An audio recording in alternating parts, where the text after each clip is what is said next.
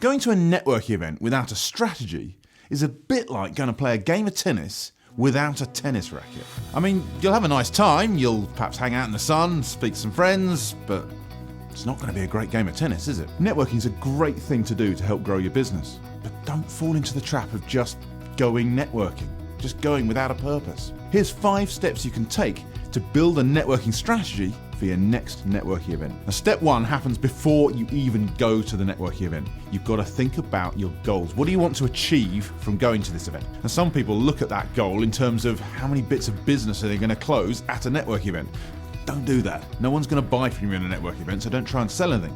Much better is to think about the number of people you want to meet, and maybe using the delegate list, looking for specific people you'd like to meet. Now, step 2 is also something to do before you even go to the networking event. What are you going to talk about once you get into the conversations with those individuals? Now, first things first, you've got to think of the sort of questions you're going to ask.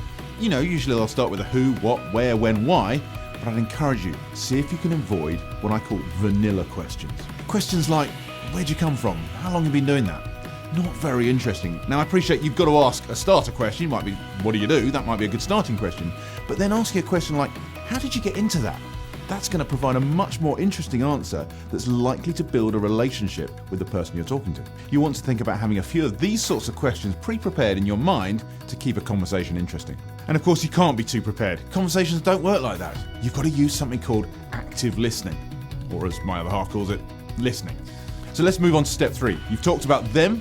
At some point, they're going to ask about you. You've got to have something interesting to say. And this is where you would share your elevator pitch for your business. This is where, for me, as an unnatural networker, I feel uncomfortable. It feels like selling. It doesn't feel right. If you're anything like me, a great thing to do is to share a story about how you helped a client. Put it from the client's point of view so it becomes less about you and more about how you help someone. Step 4 is all about getting what you want out of the networking event. Make sure you're being targeted in what you're looking for. If web designers are a good contact for you, be clear about it. Say you want to get in touch with web designers, or if there's a specific one, even better. Last of all, step 5. That's where we start thinking about what happens after the networking event, although your job starts when you're still there. Now, assuming when you've had a chat with someone, there's a relationship started to build, there's a bit of synergy and rapport between you, and it's worth continuing that conversation, we need to think about the follow-up. Follow-up is the simple practice of doing what you said you were going to do. If you said you were going to send them an email, send them an email.